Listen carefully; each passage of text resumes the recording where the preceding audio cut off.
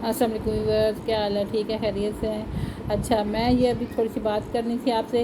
ये जो अब्दुल की वीडियो मैं भी लगा रही हूँ ना, इस अपनी वीडियो के साथ अटैच करके वो असल में बस उसकी थोड़ी सी फ़नी वीडियो थी, तो मैंने कहा चलो लगा दूँ ना, तो वो मैंने लगाई हैं। तो वो 2 वीडियो थी, 2 मैंने जोड़ के तो फिर उसकी मैंने वीडियो बना के लगाई है। तो आप देखिए, एंजॉय कीजिए। अल्लाह हाफिज़।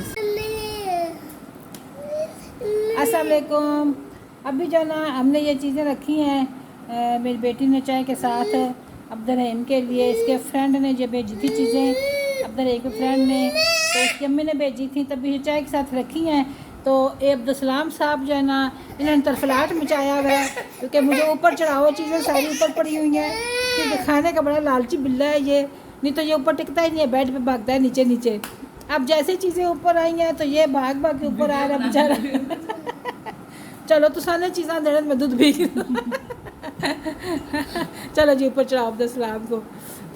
चलो जी, क्या कहते हो?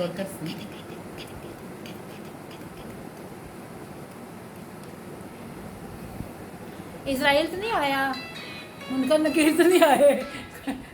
तकड़ा पे और न गाना लगा हुआ है, गाना लगा हुआ है, गाना लगा हुआ है।